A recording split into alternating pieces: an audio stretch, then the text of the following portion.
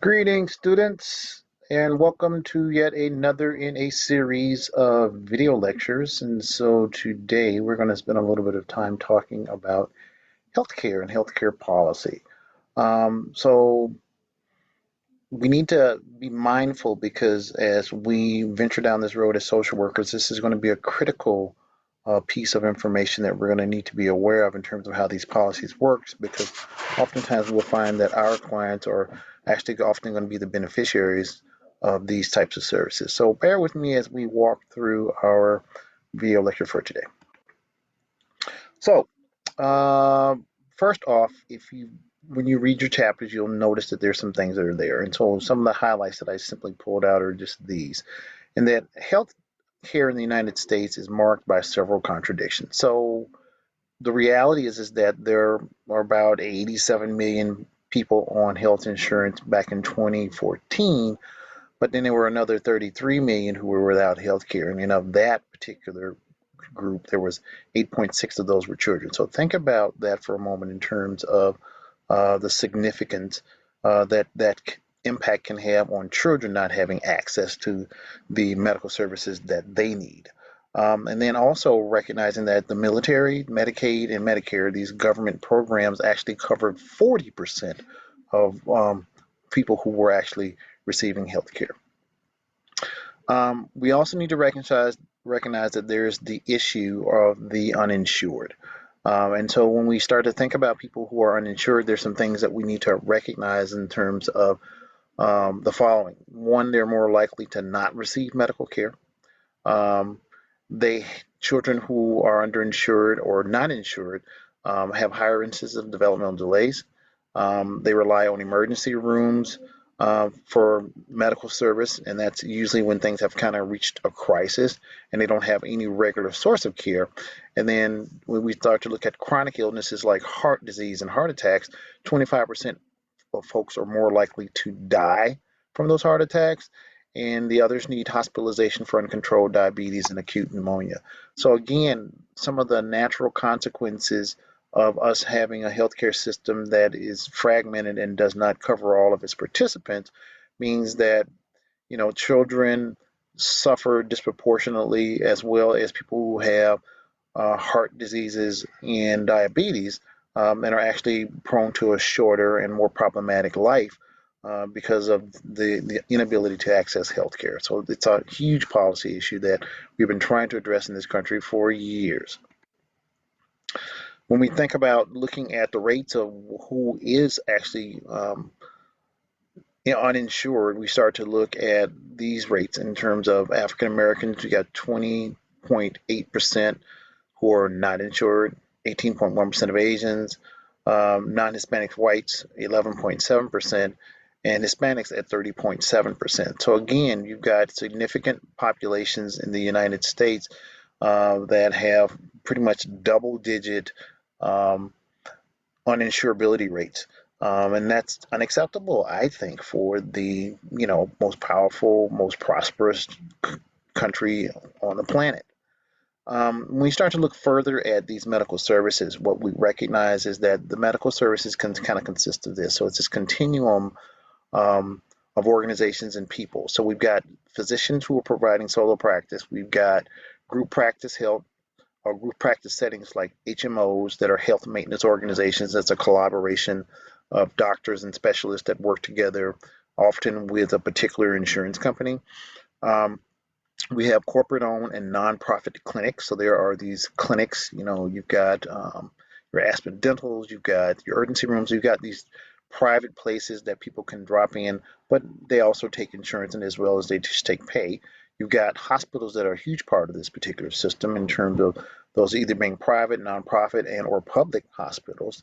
And you've got public health services that are much more governmentally influenced in terms of looking at specific health related issues at the local, state, regional, national, and oftentimes international levels. So as we think about, for example, the COVID-19 pandemic that we're in, public health services have played a pretty vital role in terms of helping understand, even at an international level, what are some of the implications of this particular virus and what we need to be doing to combat that. Even all the way back down to the local level where we have public health services that provide immunizations and various vaccinations and other services just to members of the general public. So those are all important pieces. And then the call area services where we have home health services, where we have paid professionals that come into the home and provide service, group homes, as well as nursing homes. So this is a continuum of what our healthcare system currently looks like and the services that we're able to provide. So when we think about social insurance and when we start to think about what's the government's role, Medicare, as we see here, is the largest insurance program with expenditures in excess of $800 billion. So it's huge, huge, huge, huge business in terms of working with the services that we just kind of talked about earlier in terms of making sure that um, those who are in need are able to actually get the services that they need. And then Medicaid is it's a public assistance program that's both federal and state, and it's really designed to look at working with families who've got very low income, people who are receiving SSI, um, and children and families with an income that's 133% of the poverty level. So it's really insurance for the poorest of poor who could not otherwise afford to have that. And then finally, we have CHIPS. We have the Children's Health Insurance Program, which provides coverage options for uninsured children under 19 who are not eligible for Medicaid. So it creates a safety net of sorts for our healthcare systems in terms of how they're actually able to take tax dollars that have been paid through payroll taxes and Medicare and Medicaid to provide medical insurance for our seniors, as well as for people who are just poor, as well as children. So we have a crisis, and we have not just begun this crisis. This has been a crisis that's been with us for a while. So the cost of medical services and procedures are continuing to rise. And so, we're in excess of $3 trillion. Healthcare expenditures are rising faster than the pace of inflation. And a lot of the reasons for those are things like medical malpractice costs. And so doctors are having to pay pretty steep premiums every year, in the event that there is an issue, an urgency, or they're neglectful in terms of discharging their duties and cause further harm to a patient. Um, I know some doctors happen to have one who happens to be a sister, and the last time we talked, her malpractice insurance premiums were about 80 grand a year. So it's a significant amount of money. New pharmaceuticals, and so all of those wonderful catchy ads that we see on TV about these various products that have been developed with this, 30 seconds of side effects that could happen for you. Those are all kind of the result of research and science that's been put into place to look at developing drugs that can help relieve or cure some of those particular ailments, but they come at a huge, huge cost in terms of that, and that's passed on to the consumers.